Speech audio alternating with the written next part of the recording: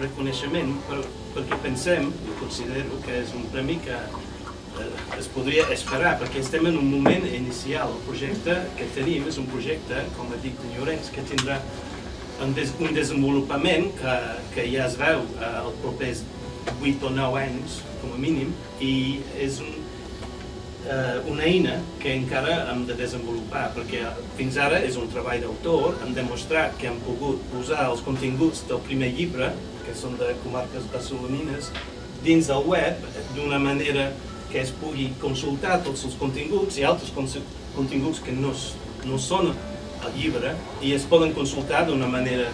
lúdica, interactiva, però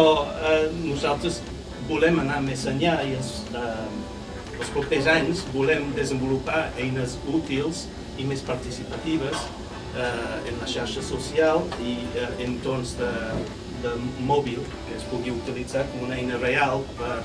llegir o consultar continguts de ruta, com una eina de ruta, i enfocats cap a col·lectius de lleure, d'educació i altres excursionistes, de forma que puguin utilitzar els continguts i contribuir a nous continguts d'una manera àgil, útil i atractiva. Moltes gràcies.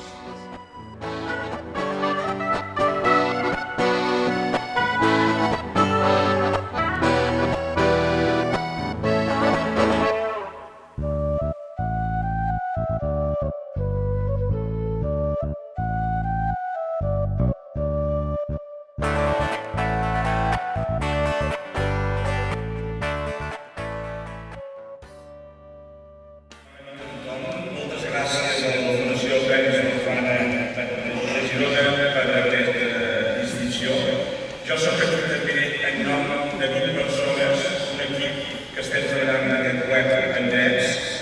geografia literària dels països catalans, que en bona part és complementari, ens complementem amb el que hem presentat la Carme Rubén.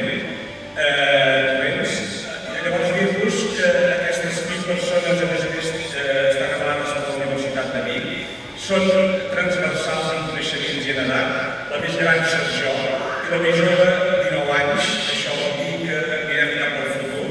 mirem que la joventut s'incardini en aquesta descoberta del país i de la literatura. En bona part, el que perseguim amb en drets és vertebrar literàriament aquest país nostre que va de Salses a Guatemala i encara allò de Maó. Com ho volem fer? És a dir, trobant tots els punts, llibres, ciutats, contrades,